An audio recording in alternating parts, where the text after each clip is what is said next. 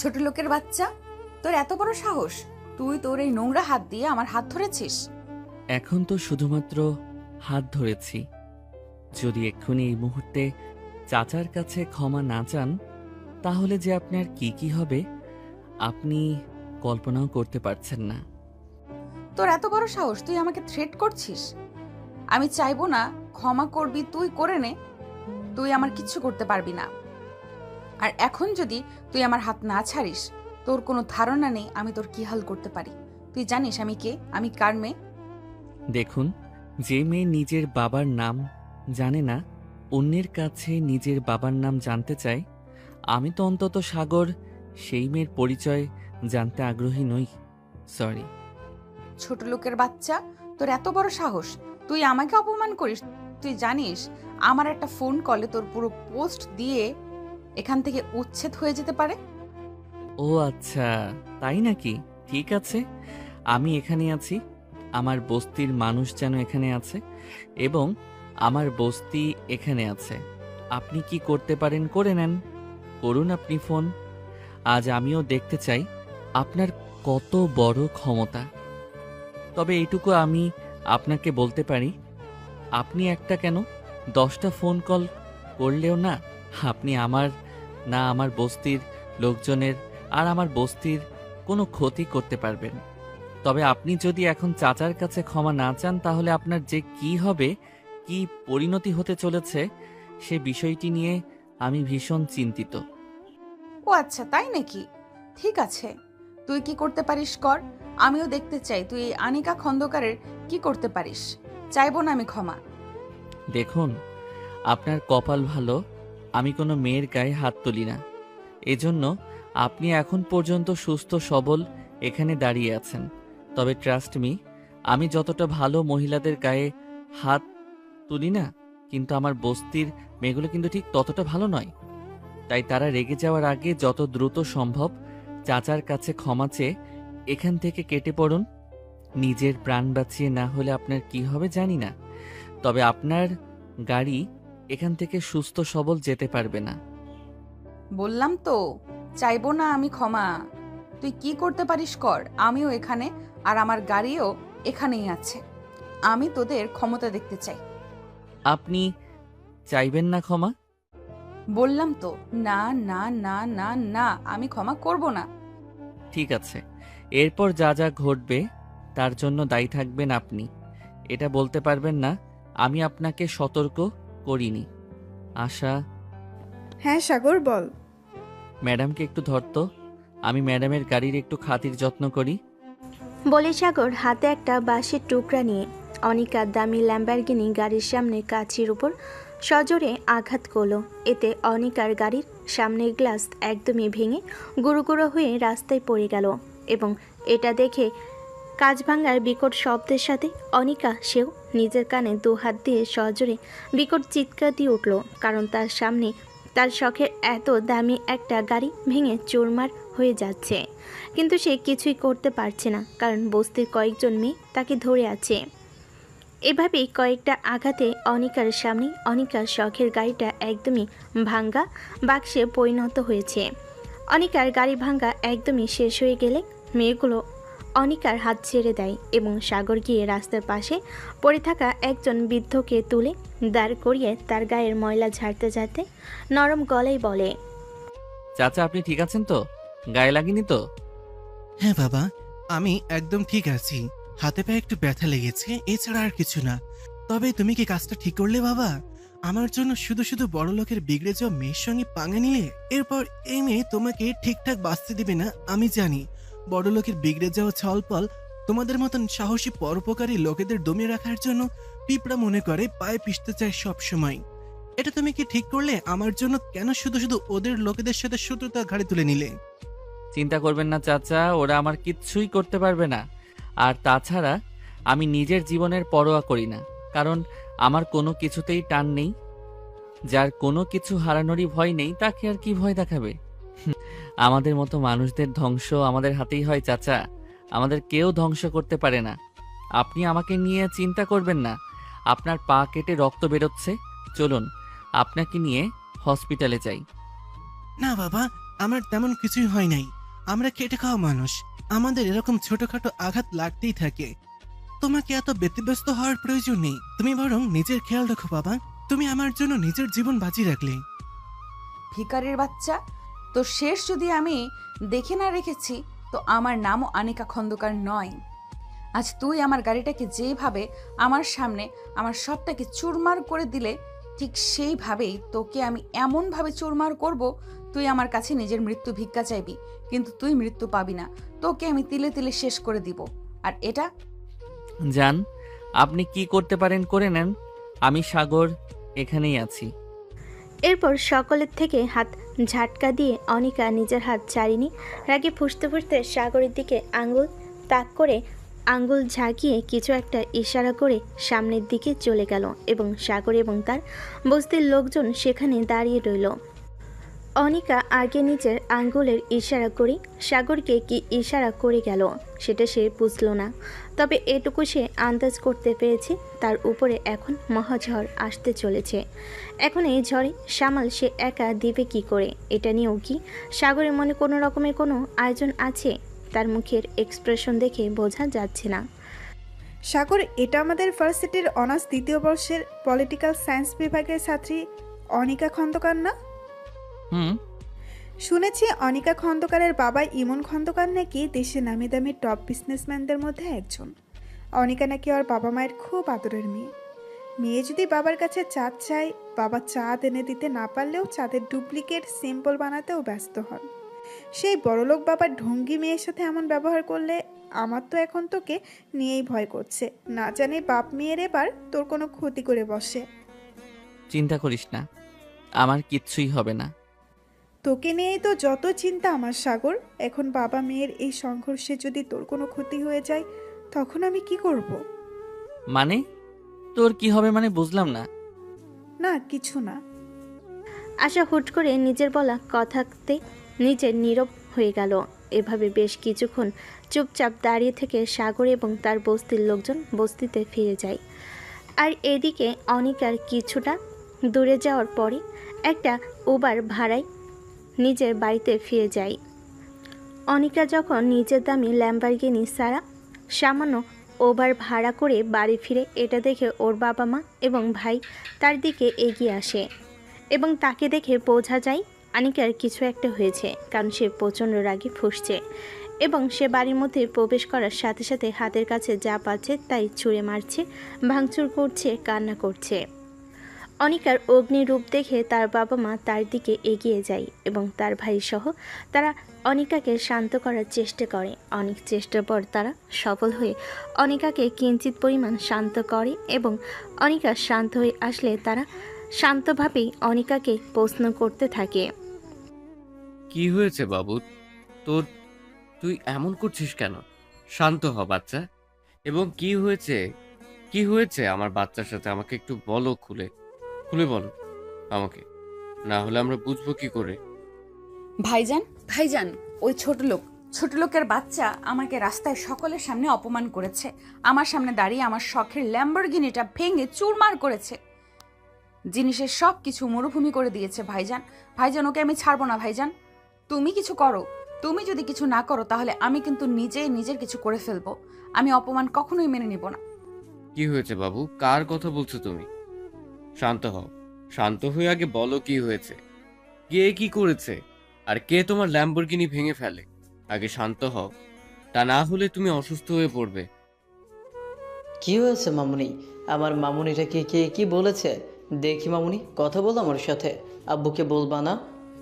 ভাইজান, আব্বু জানো, আমার জন্মদিন উপলক্ষে তোমরা যখন আমাকে সেই ল্যাম্বরগিনিটা উপহার দাও, তখন আমি ছিলাম ল্যাম্বরগিনি নিয়ে একটা লং ড্রাইভে গেছিলাম এবং হঠাৎ করে আমি আমার ব্যালেন্স হারিয়ে ফেলি, যার জন্য রাস্তার পাশে একটা মুরব্বি একটা ছোট স্টল লাগিয়ে বসেছিল এবং হঠাৎ আমার গাড়ির সঙ্গে ধাক্কা লেগে স্টলটা পড়ে যায়।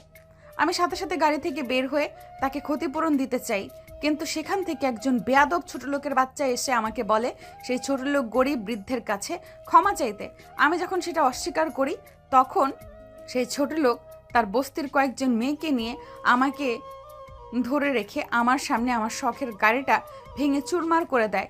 আব্বু ভাইজান, সত্যি বলছি, গাড়িটা বিষয় না, ও শুধু গাড়ি ভাঙে নাই, আমাকে সকলের সামনে ছোট প্রমাণ করেছে এবং চরম অপমান করেছে। এই অপমানের বদলা যদি তোমরা কখনো না নাও তাহলে আমি কিন্তু নিজের ক্ষতি করে ফেলবো।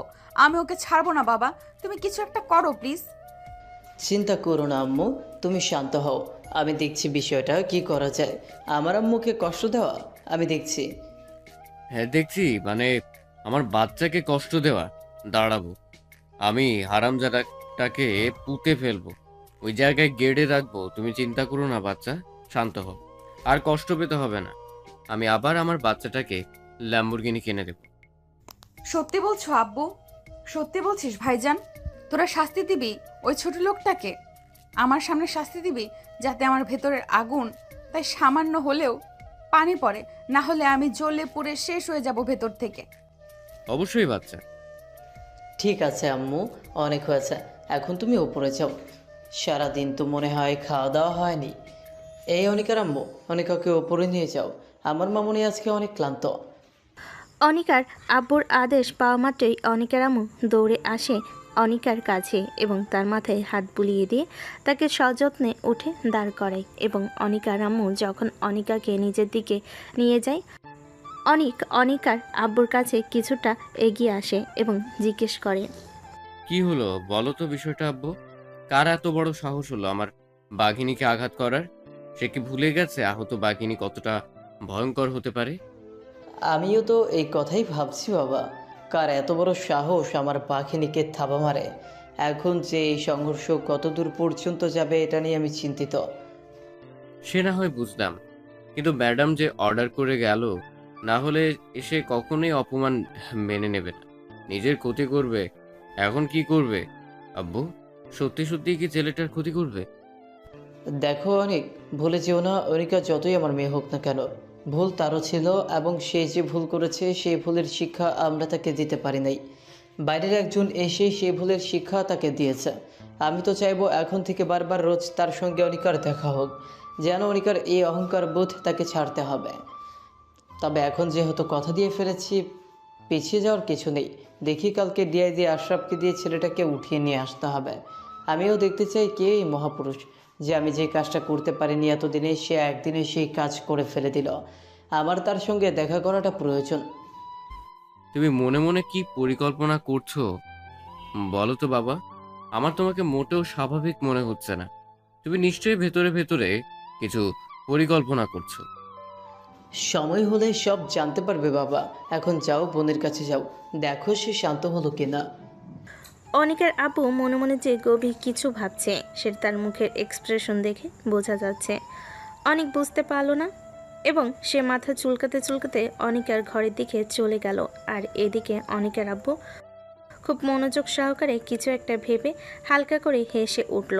এদিকে অনিকার আম্মু এবং অনেক কষ্টে বুঝিয়ে অনিকাকে খাইয়ে ঘুম পাড়িয়েছে। রাত আসে কিছু মানুষের সাম্রাজ্যের বিভিন্ন আয়োজন নিয়ে, আবার কিছু মানুষের নিত্যদিনের মানসিক চাপ নিয়ে। ঠিক সেভাবেই সারাদিন অনেক ঘুরেও সাগর আজ কোনো কাজ পায়নি। এর জন্য তার আজকে কোনো ইনকাম হয়নি। সামনে তার ইউনিভার্সিটির ফাইনাল ইয়ারের পরীক্ষা। সে বিসিএস পরীক্ষার প্রিপারেশন নিচ্ছে, তাই সে কোনো ভালো কোচিংয়ে ভর্তি হয়ে কোচিং করবে। সেই টাকা তার কাছে নেই, সেই টাকা জোগাড় করবে কিভাবে? এবং পরবর্তীতে ইউনিভার্সিটিতে রেজিস্ট্রেশন ফি জমা দিতে হবে। কিভাবে কি করবে তা নিয়ে ভীষণ দুশ্চিন্তায় আকাশের দিকে চেয়ে আছে এবং মনে মনে বলছে, হে আমার রব, তুমি আমাকে ধৈর্য দাও, আমাকে মানসিকভাবে ভেঙে পড়তে দিও না। অনেক তো আমাকে সঙ্গ দিলে, আর কিছুটা সঙ্গ দাও দয়া করে আমার উপরে। বাবা মা তো অনেক আগেই ফাঁকি দিয়ে পালিয়েছে। দুনিয়াতে সঙ্গী বলতে তুমি আর এই বস্তির কিছু মানুষ, তারা আমাকে সবসময় মন থেকে জোর দিয়ে যাও, এখন আমাকে সঙ্গ দিও, খোদা আমাকে একা পড়তে দিও না। কথাগুলো নিজের আনমনে ভাবতে ভাবতে সাগরের চোখের কোণা দিয়ে কিছু নোনা জল গড়িয়ে পড়ল। সাগরের এই দুনিয়াতে আপন বলতে কেউ নেই। খুব ছোটবেলায় তার বাবা মা মারা যায়। তার বাবা ছিল দেশের স্বনামধন্য একজন ব্যবসায়ী। যখন তার বাবা মারা যায় তখন সাগরের চাচা চাচি ভালো মানুষের মুখোশ পরে তার সাথে কিছুদিন ভালো ব্যবহার করে তাকে তাদের কাছে নিয়ে গিয়ে রাখে। এরপর আস্তে আস্তে সাগরের থেকে সব কিছু নিয়ে নেয় এবং দিন দিন তাদের আচরণ ব্যবহার পরিবর্তন হতে থাকে। যখন সাগরের থেকে সাগরের সব কিছু তাদের নেওয়া শেষ, তখন তারা সাগরকে তাদের বাড়ি থেকে বের করে দেয়। সাগর যখন বাড়ি থেকে বের হয়ে রাস্তায় রাস্তায় ঘুরে বেড়াচ্ছিল, পেটে খাবারের ছিল না, কোনো কাজ ছিল না, থাকার জায়গা ছিল না। এই সময় সাগরকে সেই বৃদ্ধা সেই বস্তিতে নিয়ে গিয়ে জায়গা দেয়, যে বৃদ্ধার জন্য অনিকার সঙ্গে সেদিন সাগরের এত ঝামেলা হয়। রাতটা ভীষণ চিন্তা এবং দুশ্চিন্তায় সাগরের পার হয়ে যায়। পরের দিন সকালে সে তার বস্তির কিছু দিনমজুরের সঙ্গে কাজে বেরোবে। এমন সময় হঠাৎ করে পুলিশের গাড়ি আসে তাদের বস্তিতে। হঠাৎ করে বস্তিতে পুলিশের গাড়ি এসে সবাই আতঙ্কে ছড়িয়ে ছিটিয়ে পড়ে। সবাই ভাবে কি হলো। পুলিশের গাড়ি থেকে কয়েকজন পুলিশ নেমে এসে সকলের কাছে সাগরের কথা জানতে চায়। কয়েকজন সাগরকে দেখিয়ে দেয় এবং খুব অদ্ভুতভাবে তাকিয়ে থাকে। সাগর তো পুলিশ কেস খাওয়ার মতো কাজ করার মতো কোনো কাজ কখনো করবে না, সে তো তেমন ছেলে নয়। এমন সময় পুলিশ গিয়ে সাগরের সামনে দাঁড়ায় এবং প্রশ্ন করে, আপনি মিস্টার সাগর? জি বলছি, বলুন। মিস্টার সাগর, আপনাকে আমাদের সঙ্গে থানায় যেতে হবে। আপনার নামে অভিযোগ আছে। অভিযোগ? কে করে অভিযোগ এবং কিসের অভিযোগ? সেটা থানায় গেলেই জানতে পারবেন। ডিআইজি সাহেব আপনাকে দেখেছেন। আপনাকে যেতে হবে আমাদের সঙ্গে। পুলিশ সাগরকে আর কোনো কথা বলার সুযোগ না দিয়ে তাকে গাড়িতে নিয়ে গিয়ে তুলে। পুলিশের গাড়ি বস্তি ছেড়ে বেরিয়ে গেলে সাগরকে নিয়ে সবার মাঝে কানাঘোষা শুরু হয়। পুলিশ সাগরকে নিয়ে থানায় এলে সাগরকে একটা কারাগারে বন্দি করে রাখা হয়। তাকে একটা চেয়ারে বসিয়ে রাখা হয়েছে এবং তার সামনে একটা কাঠের টেবিল এবং অপর পাশে একটা কাঠের চেয়ার রাখা আছে। সাগর অনেকবার প্রশ্ন করেছে তাকে কেন আনা হয়েছে, কি তার অপরাধ, কিন্তু তাকে কেউ কোনো কিছুই বলেনি, শুধু বলেছে সময় হলে জানতে পারবে। এসব কথায় সাগর টেবিলের উপর মাথা রেখে ভাবতেছিল। এমন সময় লোহার দরজা ঠেলে ভেতরে ঢোকার শব্দে সামনে তাকিয়ে দেখে একজন মধ্যবয়স্ক লোক। সে ধীরে ধীরে সাগরের দিকে এগিয়ে যায়। লোকটার চেহারায় একটা রাজকীয় এবং আভিজাত্যের ছোঁয়া আছে। লোকটি ধীরে ধীরে গিয়ে সাগরের সামনে রাখা কাঠের টেবিলের পাশে রাখা চেয়ারে পায়ের উপর পা তুলে বসে। এক হাত টেবিলের উপর রেখে হাতের কনুই টেবিলের উপর রেখে হাতের তালুর উপরে নিজের গাল থেকে সাগরের দিকে ঝুঁকে শান্ত এবং নিরেট গলায় প্রশ্ন করে, তুমি সাগর? জি বলছি, বলুন। তুমি গতকাল আমার মেয়েকে অপমান করেছো সকলের সামনে। শুধু তাই না, তার এত শখের এত দামি ল্যাম্বরগিনি গাড়িটাও ভেঙে ফেলেছ। এবং তোমার সাহস দেখে আমি স্তব্ধ হয়ে গেছি। তুমি নাকি আমার মেয়েকে হুমকি দিয়েছো। তুমি জানো সে কে, কার মেয়ে, এবং তার বাবা যদি জানতে পারতো তোমার কী কী করতে পারতো। এই ভয়টা তোমার ভেতরে আসেনি? তোমার বুক কাঁপেনি? ও আচ্ছা, এবার বুঝলাম আমাকে এখানে নিয়ে আসার কারণ। আপনি তার মানে সেই বদমেজাজি অসভ্য বেয়াদব মেয়েটা বাবা। আসলে স্যার, আপনার মেয়ে হলেও চরম লেভেলের অসভ্য এবং বেয়াদব বর্বর একটা মেয়ে। তাকে শিক্ষা দেওয়ার জন্য তখন আমার যা মনে হয়েছে সঠিক, আমি সেটাই করেছি। আর বিশ্বাস করুন স্যার, এটার জন্য আমার সামান্য পরিমাণ কোনো অনুতাপ নেই। ছেলে, তোমার সাহস দেখে আমি অবাক হয়ে যাচ্ছে। তুমি আমার সামনে বসে আমার মেয়েকে এতগুলো খারাপ কথা বলছো। সামান্য তাকে গতকাল অপমান করার জন্যই তোমাকে আজকে কারাগারের পেছনে থাকতে হচ্ছে। আর তুমি এটা ভাবছো না এখন যদি আমি চাই তোমার কে কী করতে পারি? তোমার কোনো ধারণা নেই। দেখুন স্যার, আমি কখনো অন্যায়ের সঙ্গে আপোষ করি না। তোমার নিজের জন্য ভয় নাই থাকতে পারে, নিজের মানুষদের জন্য ভয় করছে না? আমি যদি তাদের কোনো ক্ষতি করি তোমার এই অন্যায়ের জন্য? হাসালেন স্যার। দুনিয়াতে যার নিজের হারানোর কিছু নেই, সে হারানোর ভয় কিভাবে? আর আপন আপন বলতে আমার শুধু সেই খোলা আকাশ আর জমিন ছাড়া কিছুই নেই। তার মানে? বাপ মা মারা গেছে সেই ছোটবেলায় থাকতে, এখন তাই আর কোনো হারানোর ভয় করি না।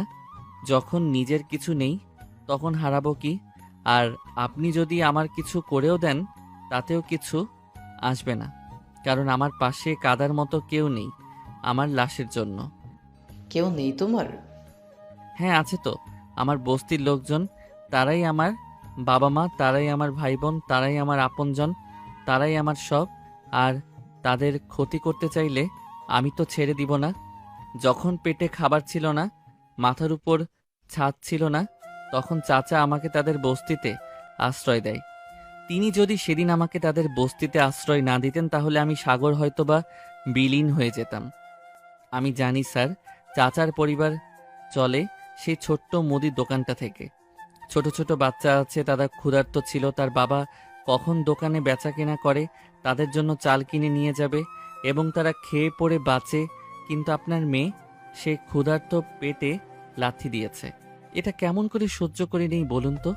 এর জন্য যদি আপনি আমাকে মেরেও ফেলেন তাতে আমার কোনো আপত্তি থাকবে না, কিন্তু বারবার যদি আপনার ভুলগুলো করে বারবার তাকে শিক্ষা দেওয়ার জন্য আমি যদি সেখানে থাকি, আমাকে বারবার আমাকে খুন করতে হবে আপনার মেয়ের অপমানের জন্য। অনিকার আব্বু এতক্ষণ চুপচাপ সাগরের কথাগুলো শুনছিল। সাগরের কথা বলা শেষ হলে তিনি বেশ কিছুক্ষণ নীরব থেকে হুট করে সাগরকে একটা কথা বলে বসে, যেটা শোনার জন্য সাগর হয়তোবা প্রস্তুত ছিল না। বিশ্বাস করো ছেলে, আমি নিজেও চাই তুমি বারবার আমার মেয়েটাকে এইভাবে শাসন করো। আমার মেয়েটা ছোটবেলা থেকে যখন যা চেয়েছে তাই পেয়েছে, যখন যা মনে এসেছে তাই করেছে। এই জন্য দিন দিন আমার মেয়েটা বিগড়ে গিয়েছে, কিন্তু তার মন খারাপ না। তুমি কি আমার মেয়েটাকে শাসন করার দায়িত্ব নেবে? তাকে সঠিক পথ দেখানোর দায়িত্ব নেবে? তুমি কি আমার মেয়েটাকে বিয়ে করবে? কি বলছেনটা কি? আপনার মাথা ঠিক আছে? অসম্ভব, আমি কখনোই আপনার ওই বেয়াদব মেয়েকে বিয়ে করব না। আর তাছাড়া আপনি কি জানেন না, বা আপনি কি ভুলে যাচ্ছেন, আপনার মেয়ে আমার থেকে যোগ্যতার দিক থেকে অনেক বড়। তাহলে কেন আপনি আপনার মেয়ের সঙ্গে আমার বিয়ে দিতে চাইছেন? মেয়ের থেকে যোগ্যতার ছোট ছেলের সঙ্গে মেয়ের বিয়ে দিলে আপনার মান যাবে না। তোমার কাছে আর কোনো অপশন নেই, তোমাকে বিয়ে করতেই হবে। তুমি যদি আমার মেয়েকে বিয়ে না করো তাহলে সারা জীবন তোমাকে জেলে পচে মরতে হবে। আর ভুলে যেও না, জ্ঞানী মানুষেরা বলেছেন, মানুষ যোগ্য হয়ে জন্মগ্রহণ করে না, যোগ্যতা অর্জন করতে হয়। আর যোগ্যতা এটা কখনো কোনো সম্পর্কের বাধা হতে পারে না। আর আমি জানি তুমি অনেক বুদ্ধিমান একটা ছেলে, তুমি আমার মেয়েকে অনেক ভালো রাখবে। আর মেয়ের সুখের জন্য মানুষের কথা শুনতে প্রস্তুত নই।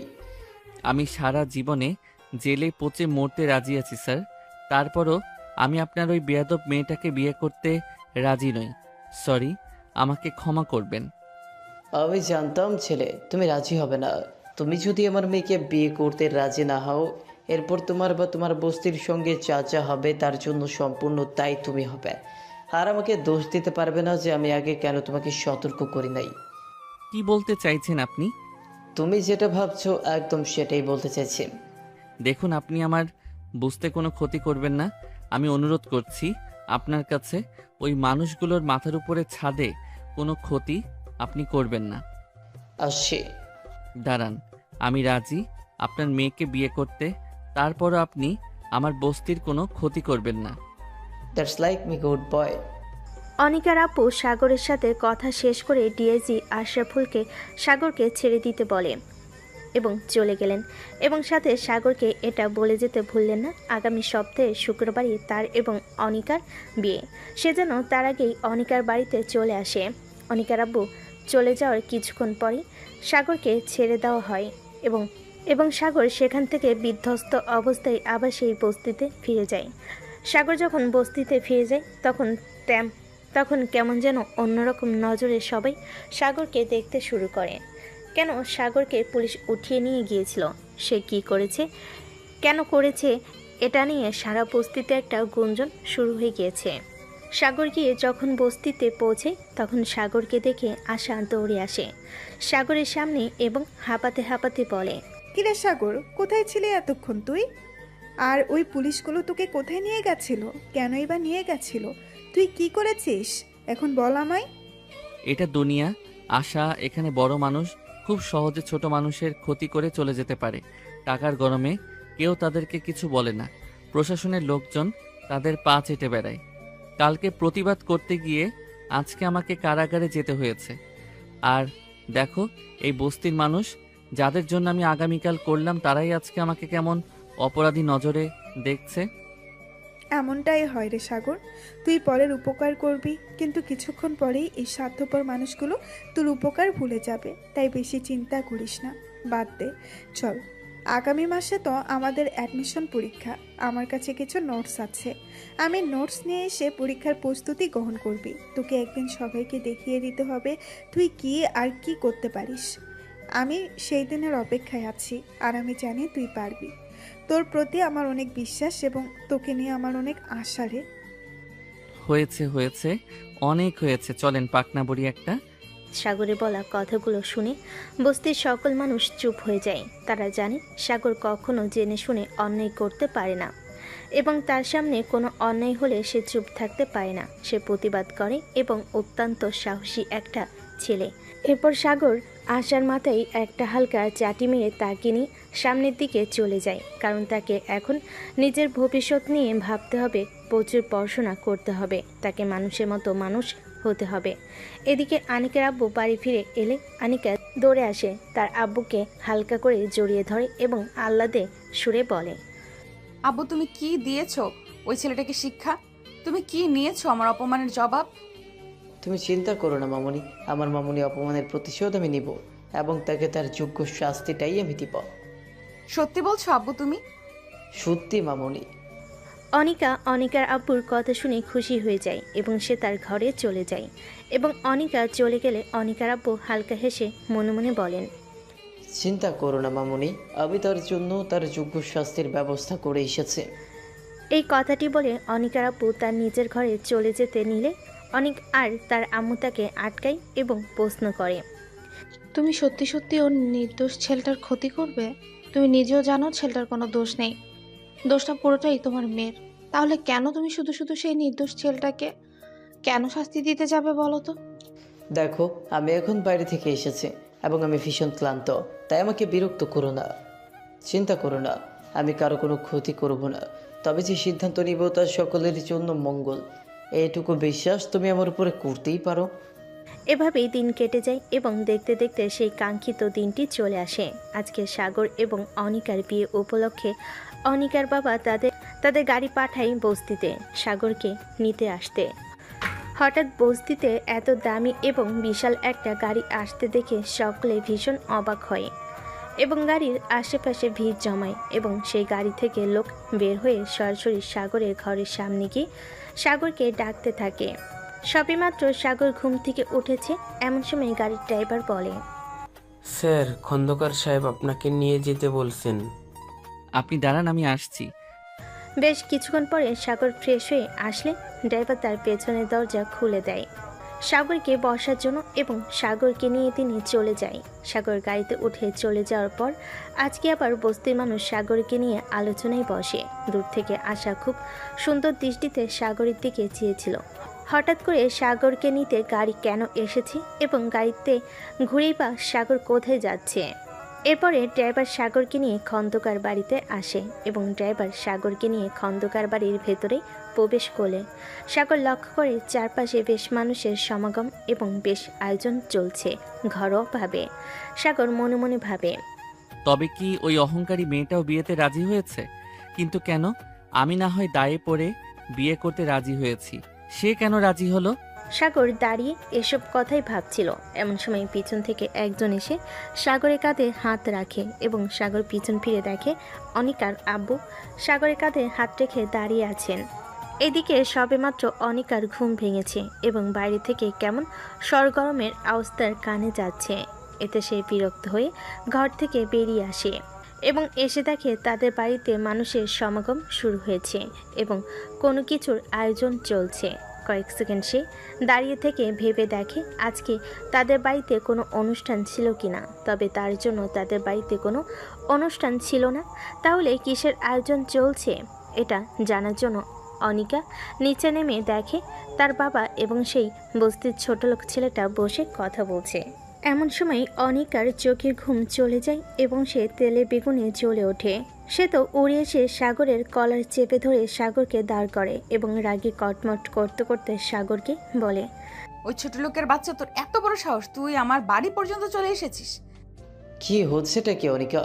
ছাড়ো বলছি ওকে। না ছাড়বো না, তার আগে বল এই ছোট লোকটা এখানে কি করছে? আর তাছাড়া বাবা, তুমি না বলেছিলে তুমি এই ছোট লোকটাকে শাস্তি দিয়েছো? তাহলে সে তো দিব্যি সুস্থ সবল আমার বাড়ি পর্যন্ত চলে এসেছে, তবে কি তুমি আমাকে মিথ্যা বলেছিলে? না অনিকা, আমি মিথ্যা বলিনি।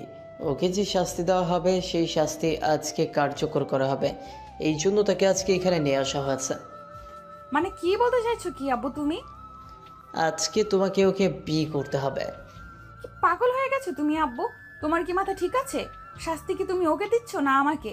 আমি কিন্তু কখনোই ওই ছোট লোকটাকে বিয়ে করব না। এর থেকে ভালো আমি মরে যাব, তারপরও আমি এই ছোট লোকটাকে বিয়ে করতে পারবো না, করব না। বিয়ে তো তোমাকে করতেই হবে মামুনি। আত্মীয় স্বজন বন্ধু বান্ধব সকলকে দাওয়াত দেওয়া শেষ, এখন দ্রুত গিয়ে ফ্রেশ হয়ে আসো। অসম্ভব বাবা, কখনোই না। সম্ভব না, সব সম্ভব। আমাকে খারাপ হতে বাধ্য করো না, যা বলছি তাই করো। তুমি যখন যা চেয়েছো, যখন যা করেছো, যখন যা বলেছো সব করেছি তোমার জন্য। আর তুমি আমার জন্য সামান্য বিয়ে করতে পারবে না? আর এই নাকি তুমি আমাকে সব থেকে বেশি ভালোবাসো? না মানা, তুমি আমাকে ভালোবাসো না। তুমি কখনোই আমাকে ভালোবাসে না। তুমি শুধু মুখেই বলে গেছো তুমি বাবাকে ভালোবাসো, কিন্তু না, এগুলো সত্যি না, সব তোমার মুখের কথা। তার বাবার কথা শুনে অনিকা কিছুক্ষণ স্তব্ধ হয়ে থাকে এবং পরক্ষণে বিকট শব্দে চিৎকার দিয়ে ওঠে এবং হাতের পাশে থাকা ফুলদানিটা তুলে ছুঁড়ে মারে মেঝেতে এবং তার সাথে সাথে বিকট শব্দ করে ভেঙে গুড়িয়ে যায়। হঠাৎ ভাঙ্গা শব্দের চারিদিক থেকে মানুষ ছুটে এসে ড্রয়িং রুমে তাদেরকে ঘিরে দাঁড়ায় এবং অবস্থায় বেকুতিক দেখে অনিকার সাথে করে নিয়ে অনিকার রুমের দিকে যায় তাকে শান্ত করার জন্য এবং যাওয়ার আগে তার বাবাকে বলে যায় সে বিষয়টা দেখছে এবং নিশ্চয়ই অনিকার আজকে বিয়ে হবে সাগরের সাথে। ভাইজান বাবা এটা কি বলছে? আপনি কি ভুলে গেছেন আমি তার মেয়ে নাকি আমাকে কোথাও থেকে নিয়ে এসেছে? আমার তো মনে হয় না আমি আব্বুর মেয়ে। আমি যদি আব্বুর মেয়ে হতাম তাহলে আব্বু কখনোই আমার সঙ্গে এমনটা করতে পারতো না। আব্বু কেমন করে বলছে? ছোট লোকটাকে আমাকে বিয়ে কখনোই করতে পারবো না ভাইয়া। অনিকা, দেখ বোন আমার, বাবা যেহেতু একবার বলেছে বিয়েটা হবে, তার মানে উনি যে করেই হোক তোর সাথে ওই সাগর নাকি সেই ছেলেটার বিয়ে দিয়েই ছাড়। তাই এখন এত ব্যস্ত না হয়ে মাথা ঠান্ডা করে ভাব কি করা যায়। আমি মরে যাব ভাইয়া, তারপরও আমি ওই বেয়াদব ছেলেটাকে বিয়ে করব না। একটা চড় মারবো ফাজিল মেয়ে, সবসময় বেশি কথা বলা। মরা এত সহজ তাই না? তাহলে কি করব ভাইজান? আমি বাবা কেন আমার সঙ্গে এমনটা করছে? কি করব আমি বলতে পারো তুমি আমাকে? বিয়েটা করে নে বাবু। পাগল হয়ে গেছো তুমি ভাইজান? তুমি কি বাবার মতো কি সব আবল তাবল বকছো? আবল তাবল বকছি না বাচ্চা, যা বলছি ভেবেচিন্তে এবং ঠান্ডা মস্তিষ্কে। আচ্ছা মনোযোগ সহকারে শোনো আমার কথা। দেখেছেন স্যার, আমি আগেই বলেছিলাম আপনার মেয়ে কখনোই আমার মতো একজন রাস্তার ছেলেকে বিয়ে করতে রাজি হবে না। আপনি শুধু শুধু আমার এবং নিজের দুজনার সময় নষ্ট করেছেন। আমাকে যেতে দিন। কখনোই না, আমি নাও শুনতে পছন্দ করি না। একবার যখন বলেছি তোমাদের আজকে বিয়ে হবে, তোমাদের আজকেই বিয়ে হবে। কিন্তু আপনি কেন বুঝতে চাইছেন না বলুন তো যে কথাটা শেষ করতে না দিয়েই উপরে সিঁড়ি থেকে নামতে নামতে অনিকা তার আব্বুর উদ্দেশ্যে বলে উঠল। অনিকার কথা শেষ হতে না হতেই সকলে তার দিকে কেমন অদ্ভুত নজরে তাকায়। সকলেই অনিকার দিকে তাকিয়ে দেখেন অনিকা বিয়ের সাজে উপর থেকে নিচে নেমে আসছে। সব থেকে বেশি অবাক তো হয়তো সাগর হয়েছে, যেটা তার মুখ দেখে বোঝা যাচ্ছে। অনিকার আব্বু সামনের দিকে এগিয়ে অনিকাকে জড়িয়ে ধরে। আমি জানতাম আমার মামুনিটা কখনো তার বাবার কথা ফেলতে পারবে না। I am proud of you মামুনি। কিন্তু হঠাৎ করে তুমি, না মানে এত সহজে যে তুমি বিষয়টা মেনে নিবে আমি কল্পনাও করতে পারিনি। আমি রাজি আব্বু। কি যে বলো না আব্বু, তুমি তুমি আমাকে কিছু বলবে আর আমি তোমার কথা রাখবো না, এটা কখনোই হতে পারে? হ্যাঁ, প্রথম আমার একটু মেনে নিতে অসুবিধা হচ্ছিল, কিন্তু পরে ভেবে দেখলাম আমার আব্বু কখনোই আমার জন্য কোনো ভুল ডিসিশন নিতে পারেন না। That's like my girl. এরপর সাগরকে উদ্দেশ্য করে কয়েকজন কাজের মানুষকে বলে সাগরকে উপরে নিয়ে গিয়ে রেডি করে আনতে বিয়ের জন্য। আনিকার আব্বু ইশারা পাওয়া মাত্রই সকল কাজের লোক সাগরকে নিয়ে উপরে চলে যায় এবং বেশ কিছুক্ষণ পরে তারা সাগরকে বিয়ের সাজে সাজিয়ে নিয়ে আসে। সাগরকে দেখে সবাই অবাক নয়নি তাকিয়ে আছে। এতই সুদর্শন কাউকে পরবেশী লাগতে পারে, সেটা সাগরকে না দেখলে বোঝা যাবে না। কি মায়াবী তার মুখশ্রী! অনিকা নিজেও হয়তো কয়েক সেকেন্ড থমকে গিয়েছিল সাগরকে এমন বেশে দেখে। তবে তা হয়তো বেশিক্ষণ স্থায়ী হলো না, কারণ তার মনের মধ্যে আবার সেই প্রতিশোধের আগুন জ্বলে উঠল। কিন্তু তারপরও চুপচাপ সে বিষয়টা মেনে নিল এবং বিয়েটা করে নিল। অনেক ঝড়ঝাপটা পাড়ি দিয়ে সাগর আর অনিকার বিয়েটা সম্পূর্ণ হয়। তাদের বিয়ে সম্পূর্ণ হতে হতে রাত প্রায় হয়ে এসেছে। এরপর আত্মীয় স্বজন যারা যারা এসেছিল তারা নিজেদের মধ্যে আলোচনায় ব্যস্ত ছিল যে খন্দকার সাহেব কেন তার মেয়েকে এমন একটা ছেলের সঙ্গে বিয়ে দিল, কিন্তু তাতে অনিকার আব্বুর মনে হয় না কিছু এলো গেল।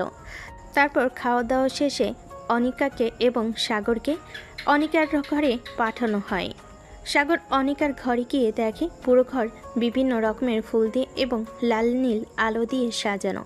সাগর ঘুরে ঘুরে পুরো রুমটা দেখছিল এবং অবাক হচ্ছিল। এমন সময় ওয়াশরুমের দরজা খোলার আওয়াজে সাগর সেই শব্দ অনুসরণ করে পিছনে ফিরে দেখে অনিকা একটা আধুনিক টাইট ফিটিং রাতের পোশাক পরে বাইরে বের হচ্ছে। অনিকা বাহিরে এসে সাগরকে কেমন অদ্ভুত নজরে তার দিকে তাকিয়ে থাকতে দেখে সে আস্তে আস্তে সাগরের কাছে এগিয়ে আসে এবং হঠাৎ করে কোনো কিছু না বলে সাগরের গালে সজোরে একটা চড় মারে। চরের তাল সামলাতে না পেরে সাগর মেঝেতে পড়ে যায় এবং করুণ দৃষ্টিতে অনিকার দিকে তাকিয়ে দেখে অনিকা রাগে লাল হয়ে আছে এবং সে রাগে বলল, জানোয়ার ছোট লোকের বাচ্চা, তোর এত বড় সাহস, তুই আমাকে বিয়ে করার জন্য এসেছিস? তোর এত বড় কলিজা হয় কি করে? তোর কলিজা ছিঁড়ে আমি ফুটবল খেলবো। দেখুন, আমারও কোনো শখ ছিল না আপনার মতো বেয়াদব একটা মেয়েকে বিয়ে করার, কিন্তু আপনার বাবা আমাকে ব্ল্যাকমেইল করে জোর করে আপনার সঙ্গে বিয়ে করতে বাধ্য করেছে। তাই যদি কিছু বলার থাকে নিজের বাবাকে গিয়ে বলুন, আমাকে না। তোকে তো আজকে আমি শেষ করে ফেলবো। নিজে থেকে এত কিছু করে এখন সব দোষ আমার আব্বুর ঘাড়ে দিচ্ছিস? ছোট লোক কোথাকার! তুই কি মনে করেছিস আব্বুর কথা রাখতে বা তোকে ভালোবেসে আমি বিয়ে করেছি? কখনোই নয়। তোর জীবনটাকে জাহান্নাম করার জন্য আমি তোকে বিয়ে করেছি। তুই সেদিন আমাকে যে অপমান করেছিস সবার সামনে, এখন থেকে প্রতি পদে, প্রতিটা সেকেন্ডে, প্রতিটা মুহূর্তে তোকে আমি বারবার মনে করিয়ে দিব তোর নিজের যোগ্যতা, নিজের জায়গা। আমাকে অপমান করার শাস্তি এবার তুই প্রতিটা মুহূর্তেই পাবি। তোকে আমি বলেছিলাম না তোর জীবনটা আমি এমন ভাবে নষ্ট করে দিব যে তুই আমার কাছে নিজের মৃত্যু কামনা করবি, কিন্তু আমি তোকে মৃত্যু দেব না। শখ কত আমাকে বিয়ে করার, তাই না? তো শখ এবার আমি ঘুচিয়ে দিব। এখন থেকে তুই প্রতিদিন এই ঠান্ডা মেঝেতে ঘুমাবি। আমি যখন যা বলবো, যেভাবে বলবো সব করতে হবে তোকে। আর তুই যদি এই 4 দেওয়ালের কথা বাইরে বের করিস তাহলে তোকে আমি জানে মেরে ফেলবো। আর হ্যাঁ, শুধু তোকে নয়, তোর সঙ্গে মিলে যারা যারা সেদিন আমাকে অপমান করেছে তাদের জীবনটাও আমি জাহান্নামে পরিণত করব। দেখুন, আপনার যত রাগ আমার উপরে, তাই যত কষ্ট দেওয়া, যা খুশি করার আমার সঙ্গে করে, আমার বস্তির লোকজনের জন্য নয়। আর রইল বাকি আপনার কথা মেনে চলার।